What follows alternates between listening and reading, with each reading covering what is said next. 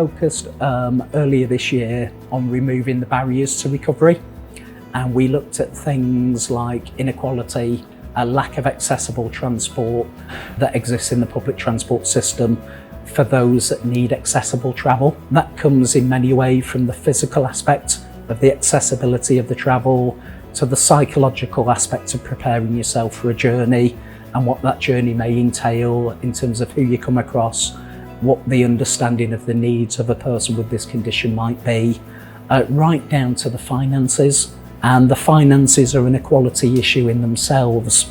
Transport is a major problem for the majority of our clients, especially if they've got space-saver wheelchairs or they've got walking frames and they've got equipment that they need to manoeuvre with.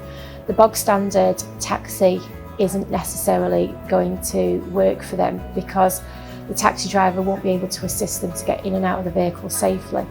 Speaking independently with Basic, Headway and Being There, all three of whom identified transport as an ongoing issue for them and the need for more capacity to help people access whether it be therapy, whether it be health appointments or social activities.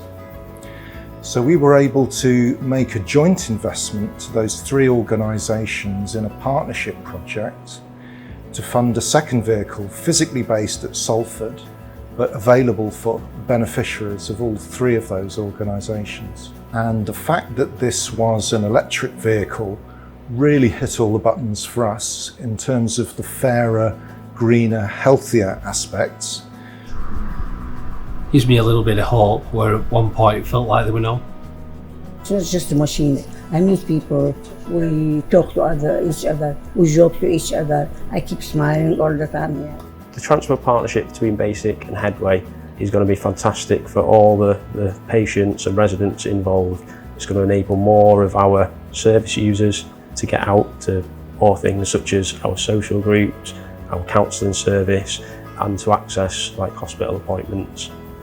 We will be able to get our clients out and about around the city, exploring, not only just going to appointments, but they'll be able to book it for outings to go and visit family members as well, so that they're no longer isolated. They'll be able to get out and have that freedom that they desire.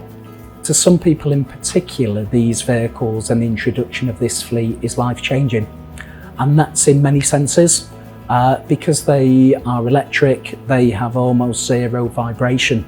Now that's absolutely essential for some of our beneficiaries that have spinal problems and head injuries.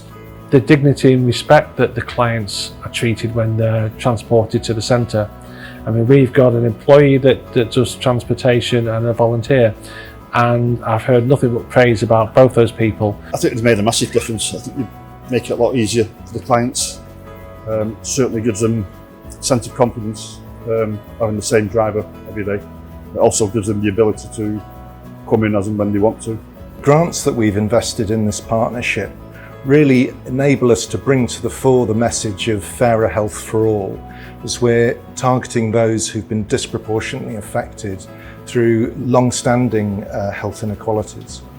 The power of partnerships is what makes this project. We wouldn't have been able to make an investment that large in a vehicle if they hadn't come together as a partnership. Whether it's financial, physical, psychological, this project has just removed those barriers and enabling people to access that road to recovery to a much better life.